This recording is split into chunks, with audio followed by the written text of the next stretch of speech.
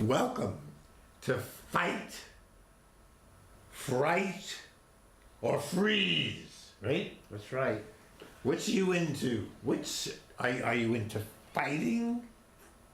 Super Bowl Sunday. Super Bowl plus. That's right. Super Bowl Sunday. Flight, let's get out of here, I got it. Or freeze. I will just freeze in front of the TV just to pretend to the people that I'm with that I'm an all-American guy. I think we're talking about more than just the Super Bowl. Oh, you're blowing it. I'm going to Yeah. run.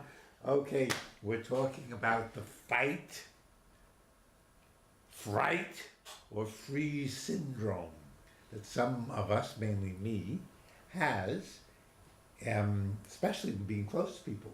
Being close to people, right? Yes, like now I can handle it. I think. I'm a gentle man. That's why. Yes, and well, we're not in a romantic relationship yet. Also, now we're narrowing the definition of the show.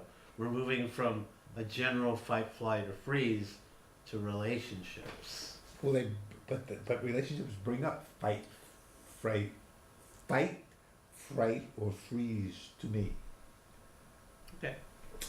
So Q, who can solve any problem Oh, that don't any I human wish. being has, is now going to tell us, and we usually move. You might have discovered that we're not moving yet. And we may not move at all in this show. So We're moving a little bit. we may move a little bit, right? So, yeah, I think a lot of people experience, social anxiety or relationship anxiety.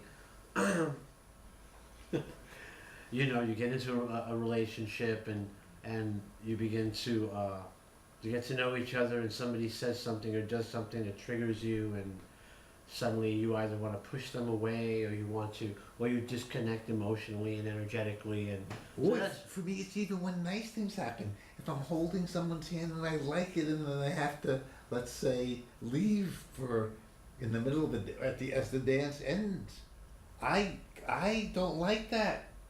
because you want the touch. I liked it, and then it's not here, and my body goes and since I can't hit them, and I can't cry. Well, you can hit them and cry, but one of Not them is illegal, right? Yeah, it's not going to work very well, and so then I freeze. And then when I freeze, if someone wants to touch me, I don't like it because. So there's a rejection that happens when the disconnection And happens. then when I get what I want, this happened when I was young, and I told you, when they only fed me every 4 hours, and I refused to eat, and they forced the food, and I wouldn't eat. And I needed it, and then they forced it down, so it was very confusing. That which I needed, I was rejecting. It helped me become a philosopher. It was a great move. What is going on? That's really hard. You want the food, but you be given it in such a humiliating manner. Good for me, I refused it. And then you're more hungry, and they're forcing it down, and you don't want that either. So, no, it's amazing I've ever eaten a morsel. Well, I know what you mean. I know it's happened to me, and it still happens to me. I mean, as you know, and now the audience is going to find out that I'm pretty much freshly divorced. So there's still that funky little place where you're trying to find your new path. And you are actually just freshly out of a relationship as well. Yes. But what you're talking about extends past, or actually before that. Oh, yes, long time. Yeah. From perhaps even conception. I expect my father was out of there. He conceived me. There was an accident, he said. There wasn't an intention. Oh wow. Okay, that could have something to do with what's Yes, going and on. he really wanted to leave. He chose to fight. He chose to fight in World War II. He didn't have to. He was a fireman. When my mother gave birth to another child, my brother, whose birthday is tomorrow, and he just told me that he is so happier than he's ever been. His only fear, fright, is that it will end. The happiness. Yes, because he's 71, he's getting older. Right. Not a baby like you. Like Everybody, baby face. He's got the cutest little baby face. Well, let's look at that. I like to look at. We've been just actually discussing this for about an hour or two. This whole thing about rejecting or feeling rejected and then totally cutting off, and my solution to it, and some of it is the research and the work that I've done. Solutions you didn't think you could solve this week. Well, you know, Henry Oliveras. it's something for you. It's something for the table. Yes. You know, I mean, clearly in one show, we're not gonna. Oh, I have to put the disclaimer in there. Oh, I am hurt. I'm freezing. I am cutting off. So what I do, I mean, and what I've learned to do is to connect with heaven or to connect with earth, rather than just kind of basking in that negative energy, taking the connection that I felt with the person, and accepting it for the time that we had it, and whenever I have felt that I was gonna go to that place where it's now, I feel like I've been rejected and I can't have what I want, is now turned into, okay, let me focus on the Great Mother, or let me focus on the universe. And it's really physical for you. It is. It's a very, and it's been for you as well. Well, thanks to people like you, finally. It used to be a metaphor. Oh, but now I can really feel it's not the earth, and it really matters. These are linoleum tiles, which is very different. I go out barefoot in the snow in the morning. You're a madman. No, and I pray. It's very nice. It is. Then it's real. Then I can really feel it in my. Well, for me, even in a building, I can feel it. Mm-hmm. You know, because I'm. But you're right. You know, if you go out into nature, or you go out into a grassy field, you can feel the earth pushing up at you and feeling you, and you feel it. And the same thing. If you take a moment, and I think many of us at one point in our lives have been just walking and suddenly realized the beauty of the sky. Well, isn't that touching the sky and the sky touching you? Well, it wasn't in the past because it was just visual, but now I can feel the air on my skin. That feels very nice. And I hug trees. You're a tree hugger. They haven't kicked me out of Hastings Square yet.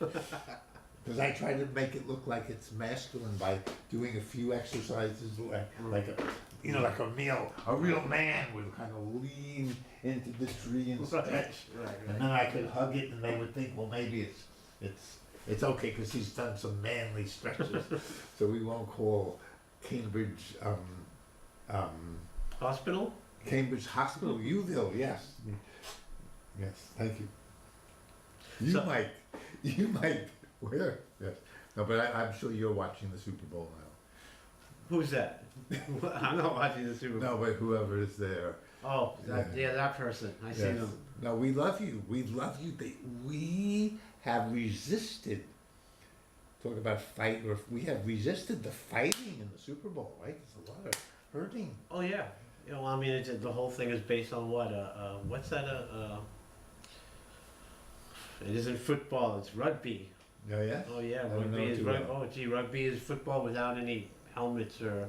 It's brutal. It's brutal. Well, the football, that's so horrible. They play it on artificial turf, which really makes people talk about feeling the earth. You get way more hurt when it's artificial than if you're hitting the ground. Oh, you mean kind of like eating that fake corn that we're eating now? What fake corn? This is whole Monsanto thing. Sorry, don't mean to get political. You can. Well, yeah, there's a whole movement against the company Monsanto because they're genetically engineering some of our food, and the corn that we eat today is nothing like what it was. You mean the corn on the cob that we love? Yeah, it's not organic. Well, you know, it's not organically grown. I eat organic corn. Yeah, you have to go to a organic supermarket. Or you can get delivered to your home, BostonOrganics.com. BostonOrganics.com. Every week or every other week, they will deliver food to your door, organic. So, let's go back. You're going to take me off on the organic food thing, and I'm hungry. So let's go back to the topic of the show, which is fight, flight, or freeze.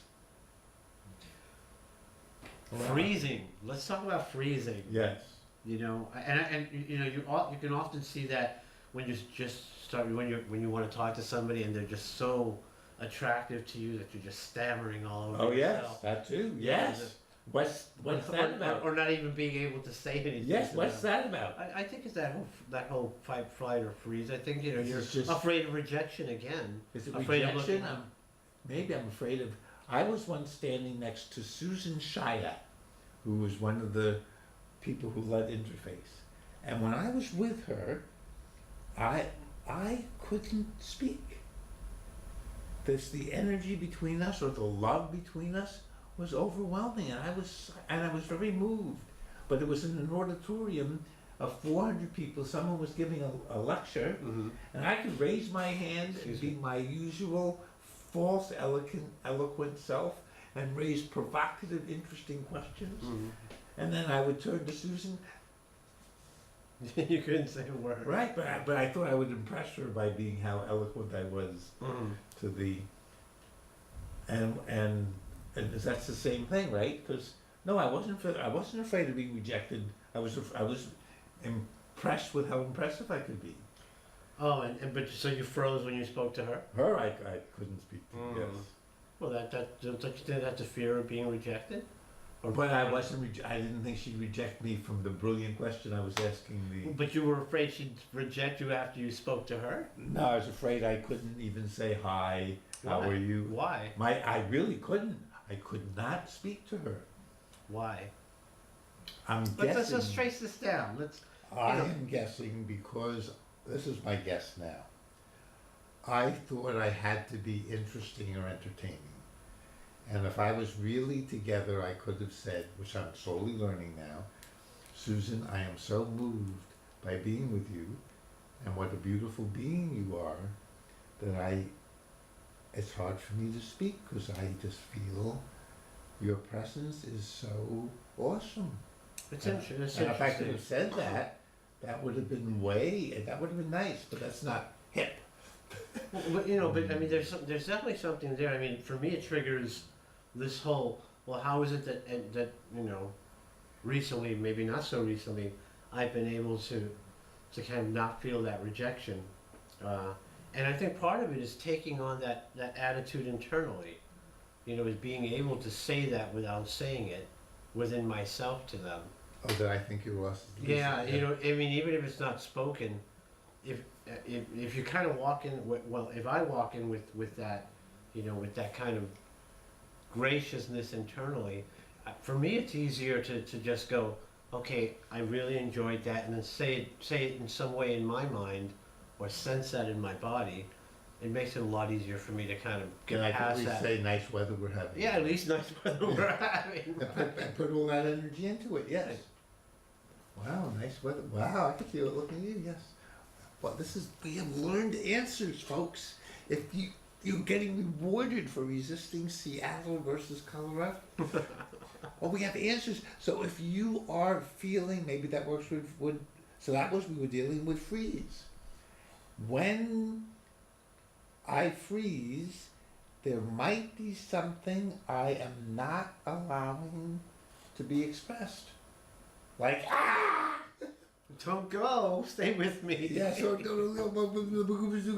right. Yeah. Oh, this is so wonderful. So that might be it. And the fight part, Oh, now we move on to fighting. we don't have to. We can stay in freezing. No, for no. the- I mean, I think fighting is an important thing because let's face it. And this is, and in no way this is meant disrespectfully Uh-oh. to anybody. Yeah, I'm gonna There it cross the comes. borders. You know when Cross the someone, boundaries, yeah. you know when someone says, "I don't mean this disrespectfully." You know it's time for freezing or flight or fight. Well, often there's a lot of publicity about abuse and how men abuse women, but women abuse men as well. Oh yes. I mean, it's not just parent to child or mother to Yes. son. But I mean, I've seen it quite often, where a woman is really, really aggressive, and she'll even hit a man or Oh, I can speak hit men. poorly to them, Yes, or yes. or disrespect them. Yes. Um, I give and I get. you give and you get. I'm an equal opportunity abuser, an abusee. He doesn't mean that. He doesn't mean that. I have been. Well, I think we all have been. I think the nicest person, at some point is going to fight because it's a tantrum for the most part, isn't it? Well, it's also an attempt, for me, it was an attempt to pretend to be superior because I felt so inferior. So if I It's could, a reverse inferiority yes, complex. if I could put you down to be as low as I feel I am, then I feel I have company. Mm. We used to say things, maybe you said this, I grew up in the Bronx too. You're so low you can't play handball or for cricket. Yeah. Yeah, so that's it. Yeah. Wow. Yeah, I've heard that many Wow. times. Wow, you are from the Bronx. Yeah. So, yeah. Anytime I've heard of any type of abuse, it's because somebody is not getting what they want. Also, but the same thing of saying if you're fighting, it might be because You're not being heard? you want to assert yourself because you feel so weak, and maybe you could say, I feel really weak now. Right? Maybe you could say that. Mm. You feel you're such a strong man, Q, and I feel so weak. You can maybe get away with that. Maybe. I don't know. Or maybe, but Q has given us a tool. We can at least feel it ourselves, and then maybe find a way to socially, in a some kind way, express it that doesn't freak out you or the other person. Well, I think I think that you're bringing up a really good point, Michael. I think a lot of us just kind of go through. We don't really look at what we're walking through life with. What is our base emotion? No, I had better taste than to look at what I was doing. Well, what I mean is, I think, most people walk around with a base emotion. Yes. You walk the streets and you can see the same people walking with that base emotion. Yes. Oh, I've got to go to work and I've got to do this and I'm angry about it, and some people every day are always happy. So I think that kind of emotional addiction, kind of begins early in life. I think it's probably maybe even a natural thing, but I also understand why so many ancient scholarly cultures really make a big deal about monitoring your emotions, about keeping yourself even-tempered. So, I think you've hit a very big point. I think awareness is really the first thing, is taking the time to kind of self-evaluate yourself and labeling those moments where you go, I don't like this. I need to look at this and reference it. So what do you do when you want? I mean, let's see if it's a big animal and you feel overwhelmed and you want to fight it. I think there's a little. Isn't the mongoose take on the cobra?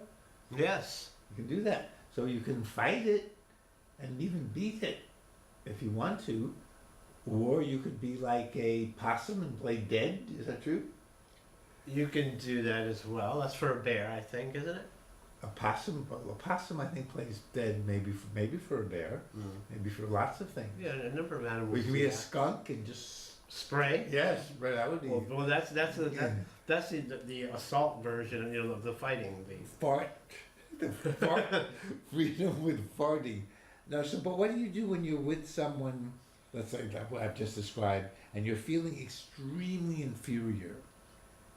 And I used to teach this way. I used to teach these real adults, real live human beings that were adults, lawyers, and I was supposed to be their teacher. And I knew more philosophy than them, but I was scared. And I froze my gut and talked from my mind. That might have helped me get prostate cancer. Yes, it's a small price to pay for managing to hide from people. So the more honest thing to do, I just taught a great class at the Cambridge Center, was to really join them and say, I don't know either. I know a lot about what I was teaching, but I'm scared too. That would have helped. Oh yeah, I agree. I'm really scared, and I don't have much self-worth, which is a brave thing to say. It is. That's a worthy thing to say. It is. So that would have helped a lot. I am brave enough to say that I am a coward. The question is it, the question I think we all have to ask ourselves when we put ourselves in that situation, yes, is it bravery or neediness that we're presenting? What if you're needy? I have a stand-up comedy routine, and especially in Love, all these characters come out. Mr. Needy was one of them. Hi, I'm Mr. Needy. Give me. But even doing that is okay if you do it with certain maybe humor. I agree. And, I mean, we have these in us. well, of course we do, but And but what I'm saying is, I think some people move through life with that neediness, and I yes, think then it becomes unproductive. When you're saying things and doing things to get that kind of response, to get what you want, yes. essentially. And most of the time, let's face it, it's usually attention. Or touching, or food, or money, or help, work. That's all Do attention. things for me. I have one friend of mine, and she calls me selfish whenever I don't do what she wants me to do. Wow, that's manipulative. Yeah, you're very selfish. You're not doing. And I used to tell her that was what. Now I just say I'm sorry. I have to take care of myself now. Wow. I love them anyway. But people are But if But there goes that fight. I mean, she was fighting. yeah, she was fighting, and I finally, after many years, chose not to fight back, and just to actually fight. I hang up even. Mhm. I'm almost hanging up. Kind of, not even put it down. Mhm. I'm going to hang up now. Which probably infuriates them more. No. She actually, She appreciates it. yes, really does. Well, you have an evolved person at least. Well, no, because she or knows. evolving. Well, because we love each other, so she knows that I'm not going to talk to her unless. It's pleasant. Yeah, Yes. unless you're going to be respectful to each other. She's smart. Oh wow, because I'm not going to fight back. If she calls me up again, says, "Yo, you hung up on me," I say, "Sorry, I have to do that and hang up again." Mm. I might even get rid of the and just hang up. I'm just learning without even any explanation. Because after a while you train the person. You train yourself, right? Well, I've done it. I know what you mean. But not angrily. I do it with love. I actually even say, which gets her angry, "I love you," and hang up. I do.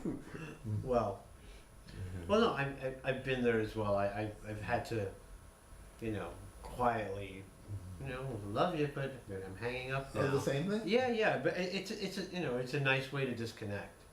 So what about, but we finished, we still have 4.5 minutes.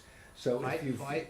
if you feel like fighting, Okay, we still have flight. We haven't talked Yes. about running away yet. yes, oh my, wasn't an expert at that, but so we have to get away from fighting, but just summing it up. If I feel like fighting to assert my masculinity, when I'm really feeling like a little, I can't even play handball off the curb. Mm. I had one woman who just said to me, "I call you an insect, but it's an insult to cockroaches to call you an insult." Oh, wow. You're an insect. Wow, that's terrible. Well, that's actually true, though. I was pretty low. I love insects, actually. So if you're feeling that way and therefore want to push other people down to be little cockroaches also, Mhm. then you can. It might be more kind to say, I feel like a cockroach now." It might be. Yes, it might not work with you. It might not work with you. Yeah, I have that Latin machismo. Yes, I might have to say I feel like an ant.